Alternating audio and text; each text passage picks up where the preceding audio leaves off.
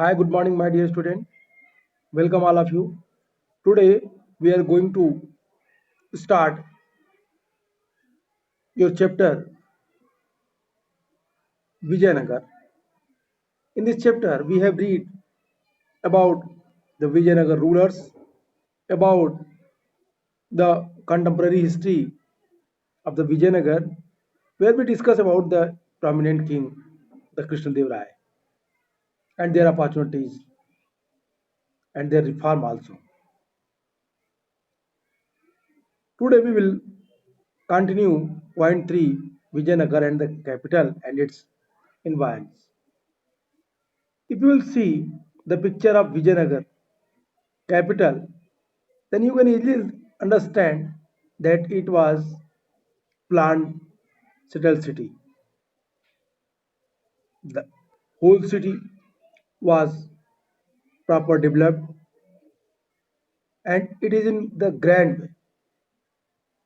Their glamorous life, city life, and their importance in the foreign travelers, what they explained about that, we will discuss further. But here, like most capital, Vijayanagar was characterized by the distinctive physical layout and building style.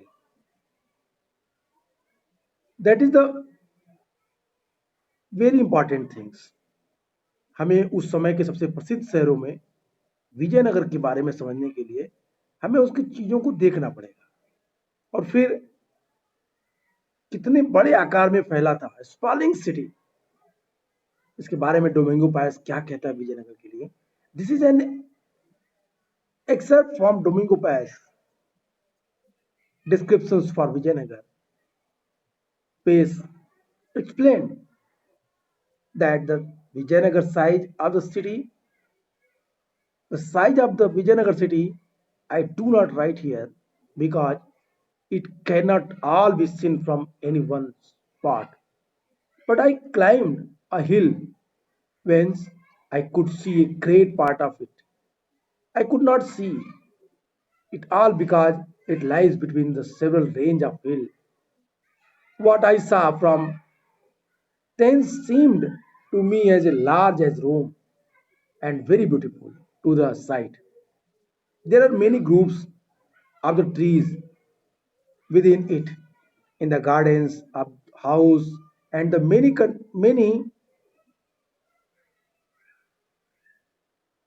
conduits of water which flow into the midst of it.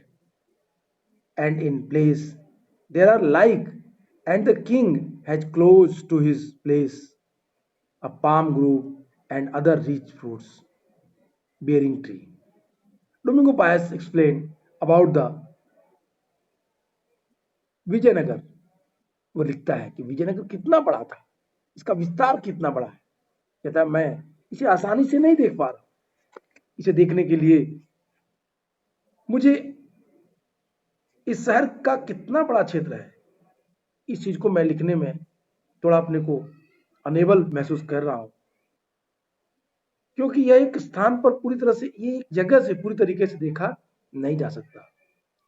इसका आकार काफी बड़ा है और इसे देखने के लिए यदि मैं एक पहाड़ पे चढ़ जाता हूं, मैं एक पहाड़ पे चढ़ा हूं इसको देखने के लिए, जहां से मैं इसका एक बड़ा भाग देख पा रहा हूं और मैं पूरी तरह से नहीं, लेकिन जो मैंने देखा वो देखा कि यह कई पर्वत श्रृंखलाओं के बीच स्थित है और वहां यह नगर जो रोम से भी बड़ा है,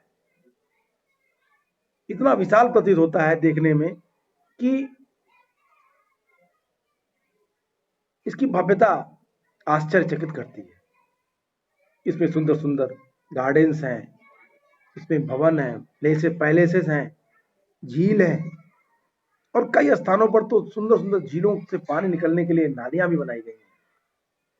राजा के महल के समीप ही खजूर के पेड़ों का पाम के गार्डन्स भी दिखाई देते हैं जो अच्छे अच्छे फल प्रदान करते हैं. इसके साथ साथ अन्य बाग बागीचे भी हैं जो फलदार हैं, जो बहुत महत्वपूर्ण है. It means Paes explain about the the grand city of Vijayanagar. He explained that in the Vijayanagar city, that is very vast. We cannot easily observe in one place. I'm trying, मैं प्रयास कर रहा हूँ। कहाँ? कहता है पहाड़ पे चढ़ के। मैंने देखा, मैं वहां पाया कि विजयनगर काफी बड़ा है, पर्वतों से घिरा हुआ है, इसमें कई सारे पर्वत हैं, नदियां हैं, झील हैं, स्वच्छ पानी के जाने की व्यवस्था है, बाग बगीचों में फलदार वृक्ष लगे हुए हैं, और ये नगर रोम से भी बड़ा है, रोम से भी सुंदर है। इसकी सुंदरता आश्चर्यचकित करती है। ये पायस लिखता है। आप इनके आधार पर समझ सकते हैं कि किस तरीके से विजयनगर का विकास और डेवलपमेंट रहा होगा। विजयनगर की ख्याति के बारे में पायस और अब्दुल रज्जाक दोनों लिखते हैं। We will discuss about the topic fortification, where we understand that what they wrote about the city of Vijayanagar and their fortification. But here the next topic, the water resource. The most striking feature about the location of Vijayanagar is the natural basin formed by the river Tungabhadra, which flows in the northeasterly direction. The surrounding landscape is characterized by the stunning granite hills that seem to form a girdle around the city. A number of streams flow down to the river from these rocky outcrops. In almost all cases, embankments were built along these streams to create reservoir of the varying size. As this is one of the most and zone of the peninsula elaborate, the arrangement had to made to store the rainwater and conduct it to the city. The most important such tank was built in the early years of the 15th century and is now called the Kamalapuram tank. Water from this tank not only irrigated fields nearby but was also conducted through the channels to the Royal Center. One of the most prominent water work to be seen among the ruins is the Hiria Canal.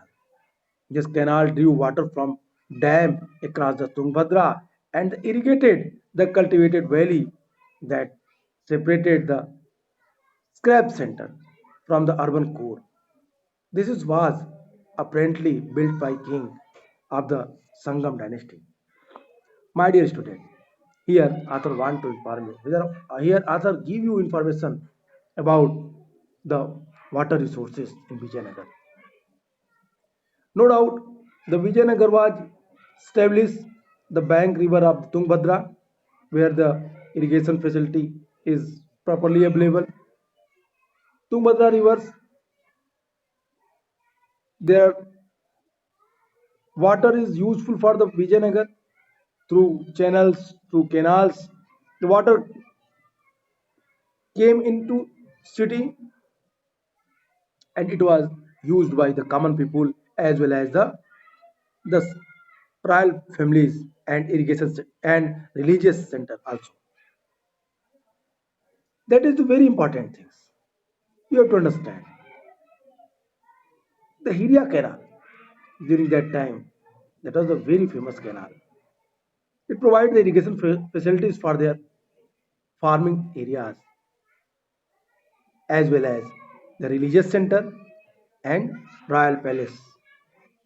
The area canals made from the granite pebble, पानी कहीं waste न हो, इसके लिए पत्थर की पट्टिकाओं से नालियां बनाई गई थी जो तुंगभद्रा से निकल के सीधा सिटी के अंदर तक प्रवेश करती थी। फोर्टिफिकेशन में बड़े बड़े टैंक भी बनाए गए थे। The Kamalapuram tank is one of them. Kamalapuram tank was a very famous tank. That is the water reservoir which gives the drinking facilities as well as the irrigation facilities when the, the people, the common people of Vijayanagar felt the scarcity of water. पानी की कमी से जब वो महसूस करते थे तो उन्हें ये कमलापुरम टैंक से भी पानी प्राप्त होती थी।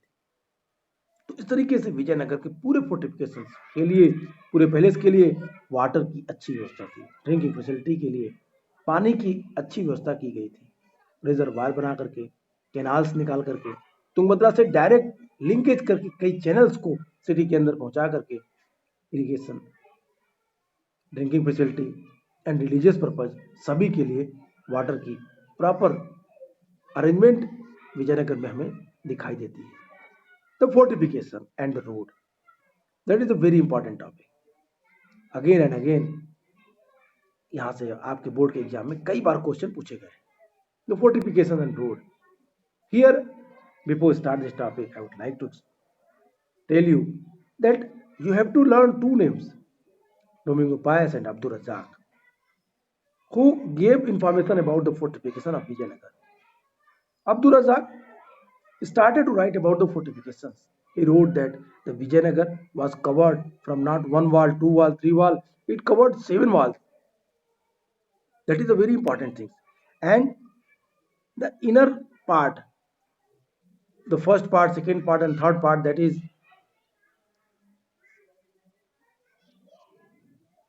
also the outer part. The first wall that is made from the natural boundary, from mountains, without uses any other things. Masons ने इसको तैयार किया था बिना किसी गारे के, बिना किसी चिनाई के। पहली जो फोर्टिफिकेशन की दीवार थी, जो पर्वतों से तैयार थी, प्राकृतिक पर्वतों से, उनको बनाया गया था। इन पर्वतों को बना करके, मजबूत करके उन्हें सही किया गया था। अब्दुल रजाक जो एम्बेसडर था, वो इसके बारे में लिखता है। Let us come on the topic and see what author explained. Before we examine the different part of the city in the details, let us look at what enclosed them all. The great fortress wall. Abdul Razak, an ambassador sent by the ruler of the Persia to Calicut, the present day Kozhikode in the 15th century, was greatly impressed by the fortification and mentioned the seven line of the fort. These encircled not only the city but also the agriculture, hinterland, and forest. The outermost wall linked the hill surrounding the city. The massive masonry construction was slightly trapped. No mortar, no cementing agent was implied anyone in the construction. The stone block were wedge shaped, which held their place, and the inner portion of the walls was the earth packed with the rough square or the regulate or the re- rectangular square or rectangular the bastions projected outwards. Abdul Raja was very much impressed having seen the fortification of Vijayanagar. He wrote in his account that when I saw the fortification, I got astonished that only not inner core was fortified, but also the agriculture lands, the forest, and the common people's residence also fortified. And the first wall, that is the outer wall, it was made from the natural resource like mountains. There were no use of any types of materials, mortar, cementing agents, or such type of other things. They never used that. The stone blocks were the wedge shaped, which held them in place. That is the strange. वो कहता है कि जो बाहर की दीवार है, उसमें कहीं भी कोई भी चीज की चिनाई या जुड़ाई का प्रयोग नहीं किया गया। वो ये भी कहता है कि इतनी अच्छी व्यवस्था, इतनी अच्छी ढंग से इसको जो तैयार किया गया है, आश्चर्यचकित करता है। इन बातों का उल्लेख करते हुए कहता है वो कि शहर के इनर कोर्ट में जो है, इनर कोर का जो इलाका है उसे तो फोर्टिफाइड किया ही गया है। साथ साथ खेती करने वाले क्षेत्र, gardens area and the common peoples residence also fortified.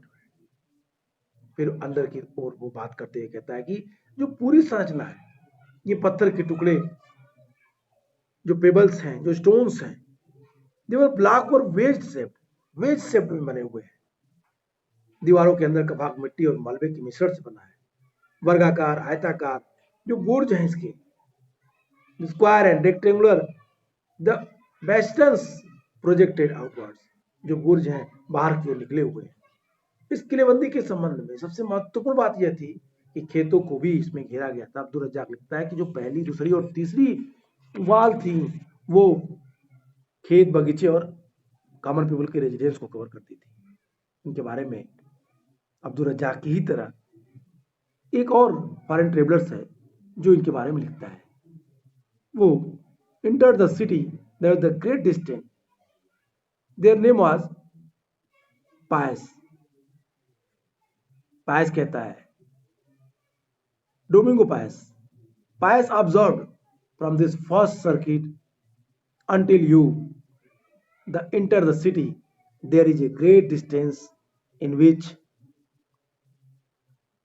are fields in which they sow rice and have many gardens and much water in which water comes from two lakes.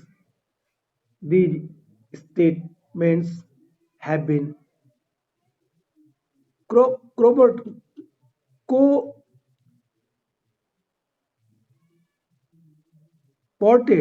by the present day archaeologists, who have also found evidence of an agriculture tract between the sacred center and the urban core. This tract was serviced by an elaborate canal system drawing water from the Tungabhadra. My dear student, here Domingo Pass observe कि पहले दीवार से और inner core के बीच की दूरी काफी ज्यादा है। फर्स्ट वॉल को क्रॉस करने के बाद इनर कोर तक पहुंचने के लिए एक बड़े एग्रीकल्चर फार्मिंग लैंड्स को क्रॉस करना पड़ेगा, बागीचों को क्रॉस करना पड़ेगा, फिर कॉमन रेजिडेंस में, और तब आप वहां पहुंचेंगे।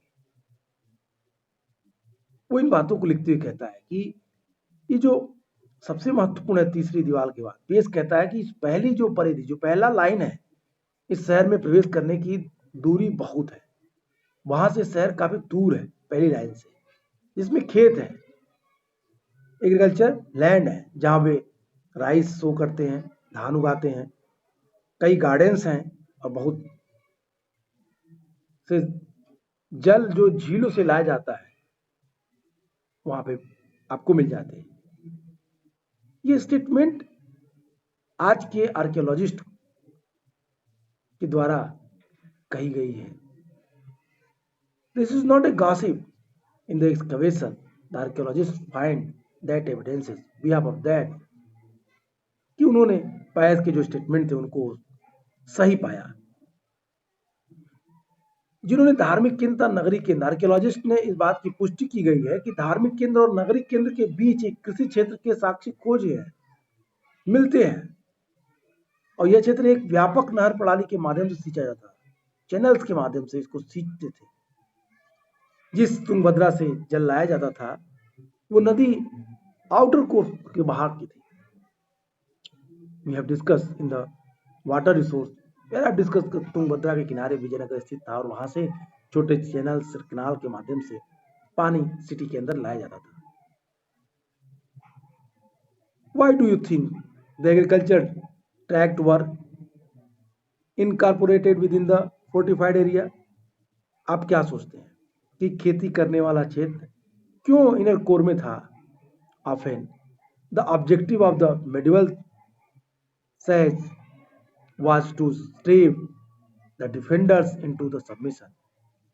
प्राचीन काल में अक्सर मध्यकाल में, मिडिल एरा में अक्सर काफी लंबे समय तक घेराबंदी का मुख्य उद्देश्य जो इन्वेडेड जो अटैकर्स होते थे वो आते थे और पूरे राज्य को पूरे फोर्ट को कवर कर लेते थे, घेर लेते थे और फिर एक लंबे समय तक उसकी घेराबंदी रखे जाते थे। ऐसी स्थिति में खेतों का फोर्टिफिकेशन के अंदर होने से जो रसद और सामग्री थी, खाद्यान्न सामग्री थी, उसकी कमी नहीं होती थी, इसलिए इसको फोर्टिफाइड किया गया था। घेराबंदी कई महीनों तक होती थी, कभी कभी कई वर्षों तक चल जाती थी और ऐसी स्थिति में इन अवस्था से निपटने के लिए विजयनगर में इनर जो फोर्टिफिकेशन के अंदर खेती की व्यवस्था की गई थी। विजयनगर के शासकों ने पूरे कृषि भूभाग को बचाने के लिए एक अधिक मांगी तथा व्यापक नीति को अपनाया था। The rulers of Vijayanagar adopted the more expensive and elaborate strategy for the protecting the agriculture belt itself.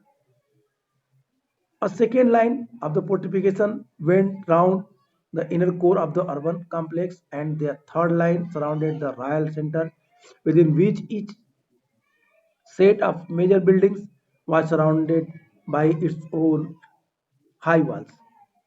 दूसरी किलाबंदी नगरी केंद्र के आंतरिक भाग के चारों ओर बनी हुई थी। जो इनर कोर के पैलेस थे उसके चारों तरफ दूसरी किलाबंदी थी और तीसरी से शासकीय केंद्र शुरू होता था। रॉयल पैलेस का इलाका थर्ड बाउंड्री से शुरू होता था, जिससे महत्वपूर्ण इमारतों के प्रत्येक समूह को अपनी ऊंची दीवारों से घेरा गया था। दुर्ग में प्रवेश करने के लिए अच्छी तरह सुरक्षित घेरा बनाया गया था। सुरक्षित प्रवेश द्वार थे। A second line.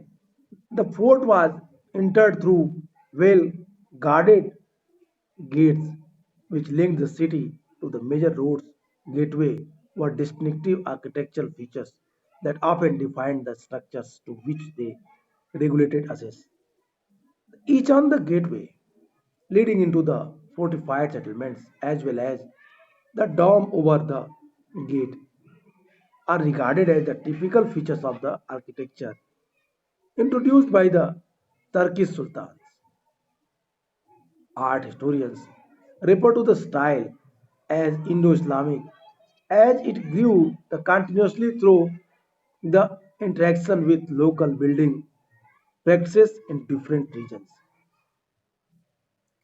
दुर्ग में प्रवेश के लिए जो इनर जो रॉयल पैलेस के जो पार्ट था थर्ड बाउंड्री में प्रवेश करने के लिए बड़े और सुरक्षित प्रोटेक्टेड गार्डेड गेट बनाए गए थे जो शहर के मुख्य सड़क से जुड़ते थे।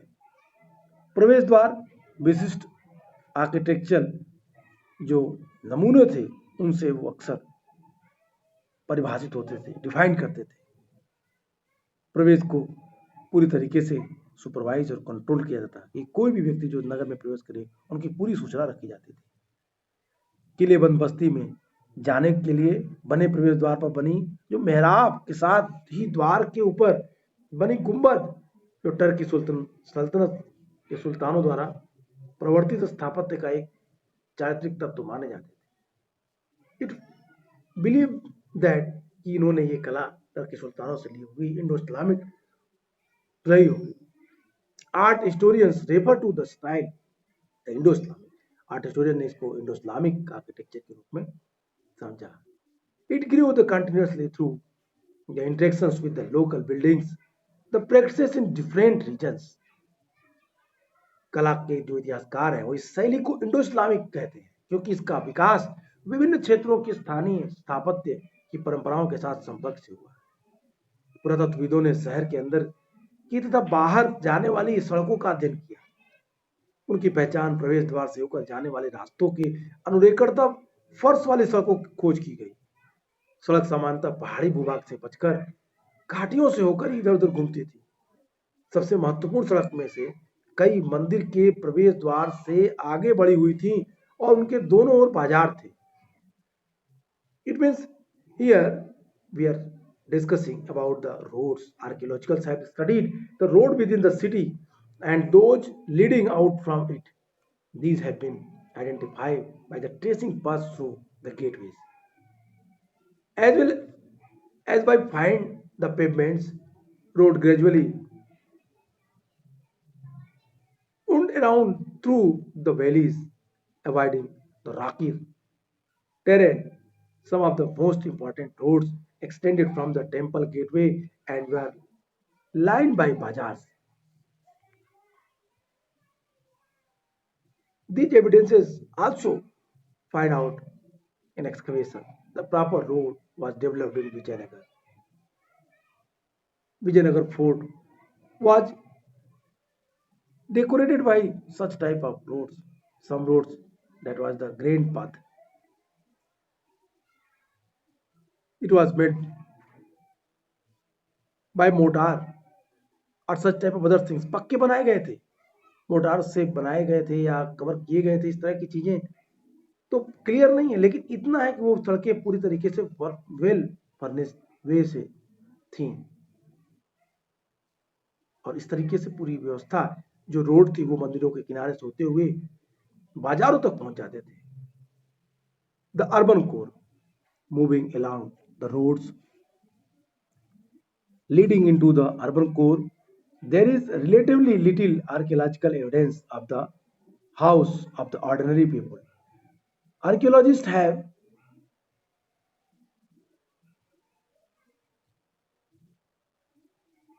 found the fine Chinese proclaim in some areas, including in the northeastern corner of the urban core, and suggest that these areas may have been occupied by rich traders. This was also the Muslims' residential quarter, tombs, and mosque.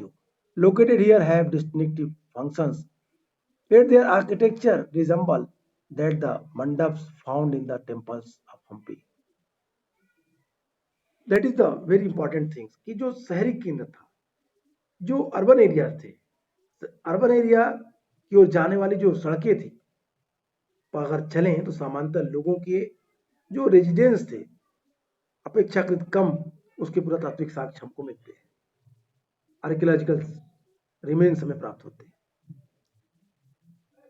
Archaeologist ने कुछ स्थानों पर जिसमें urban core का इलाका था urban core के north east का जो कोना भी शामिल है से कुछ परिष्कृत चीनी मिट्टी पाई है उन्होंने प्राप्त किया है और ये सुझाव दिया कि हो सकता है कि इन स्थानों पे अमीर व्यापारी रहते हो इट मीन्स अर्बन कोर के नॉर्थ ईस्ट पोर्शन में एक स्पेसिफिक एरिया है जहां चीनी मिट्टी के बने हुए कुछ मटेरियल्स मिले on the basis of that archaeological belief that the northeast portion of the Vijayanagar that was area of the prosperous people prosperous traders their houses or their shops situated maybe particular that area why they find such type of materials Chinese materials उन्होंने उसको प्राप्त किया